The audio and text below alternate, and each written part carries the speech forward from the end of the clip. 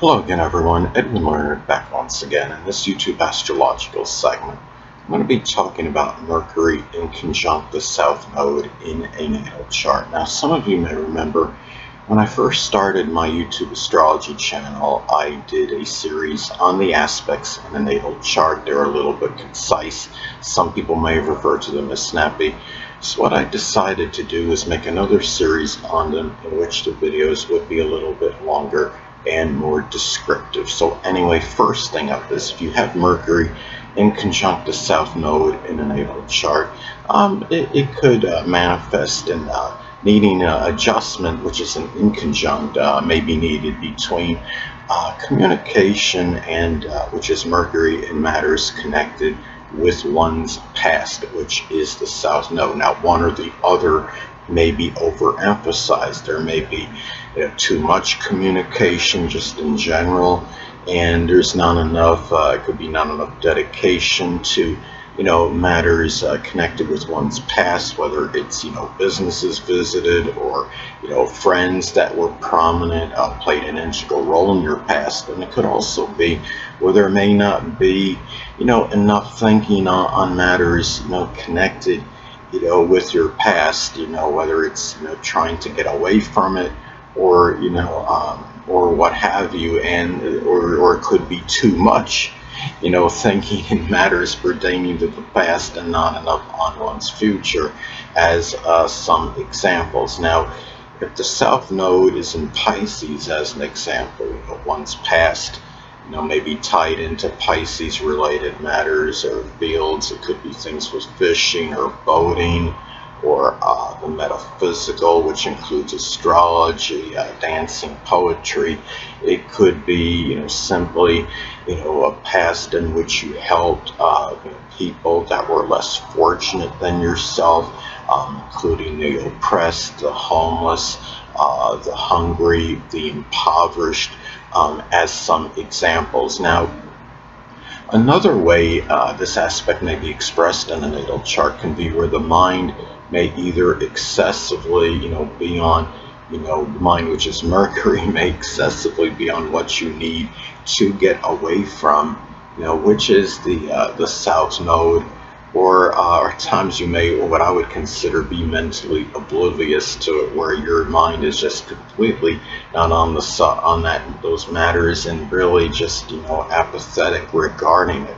Now, the thing is, if the South Node say is in Leo, as an example, what you may need to get away from, it could be, just constantly, trying to dominate a situation or people, or excessive attention seeking, ventures, or always wanting to get the glory, be lauded and praised. It could be being overly arrogant or ostentatious, as some examples, giving this impression of grandeur when it's not needed.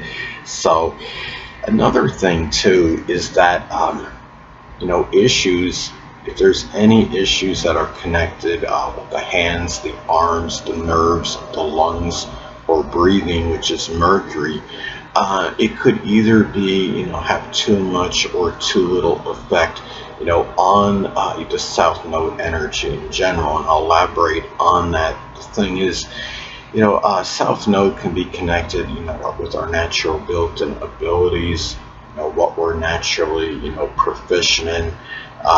It can be what one falls back on, things that we actually can be really good at. And when the thing is, it could either be, if there's any, physical related issues connected with what I stated before, with the hands, the arms, the nerves, lungs, or breathing. In some instances, it may have, sometimes it may have so much of an effect where it's maybe harder to do the things that are connected with the South Node placement. But then there may be other times when you may be completely oblivious to those issues, and you may put so much focus on the South Node and energy, and to the point where you're not even concerned about any of the issues that I mentioned that are connected, physical related issues connected with Mercury. Now, let's say if the South Node is an Aquarius, as an example, those things that you may be naturally proficient in. It could be, humanitarian, altruistic, selfless endeavors, doing something with astrology, astronomy, computers, electronics, aviation, innovation, meteorology, as some examples. And another way the Mercury inconjunct the South Node aspect may be expressed in the natal chart can be where one may vacillate between, frequently, taking short journeys, which is Mercury, to things that were prominent in one's past, which is the South Node. Then, you may go through extensive periods with, with none whatsoever. So it could be at times when you're just so completely exuberant and enthusiastic about those short trips to those, whether it's places prominent in one's past, or it could be people that played an integral role in your past. And other times you may be completely, apathetic, regarding this. Now, let's say, the South Node is in Aries, as an example. One or more of these people may actually be an Aries Sun, Moon, or Ascendant, or simply embody the characteristics of the sign. It could be those that are very abrupt, aggressive, assertive, forceful, courageous, outspoken, but yet can be hot-tempered, volatile, be overly impulsive or impetuous, as some examples. Now, another thing too is that, another way this aspect can manifest in the natal chart is that you may either be, really dominated, by thinking, which is Mercury, about the overdeveloped and the redundant qualities of the South Node. Then you may go for an excessive time period in which you may not think about those things at all. Now, let's say the South Node is in Virgo, as an example. Those overdeveloped, redundant qualities may be, just simply be about, over-analysis. It could be like analyzing the Dwad within the Dwad in an astrological placement, as an example. It can be, seeing, cleaning to the point where, overly sanitizing things is another example, to the point where, it just becomes very redundant. And as as an example, or let's say if the South Node is in Aquarius, as another example, could be, just being unique or unorthodox, just for the simple sake of being different. So also too, it can be where you may, the thing about this is too, this aspect is that there may be an imbalance between communication, writing, manual dexterity, which is Mercury, and just simply doing the things that you're naturally proficient in, which is the South Node. It could be at times when you're just dominated by those matters connected with communication, with writing, manual dexterity, which is Mercury, to the point where it, we're at the expense of doing the things that you're really naturally good at. Or it could be the other way around. You may be dominated by doing the things you're naturally proficient in, and may neglect, there may be some duties connected with communication, writing, and manual dexterity that you just kind of, throw under the proverbial rug for a while as a result. Now, let's say if Mercury is in Taurus, as an example, those things that are connected with writing, may be associated with, banking, finance.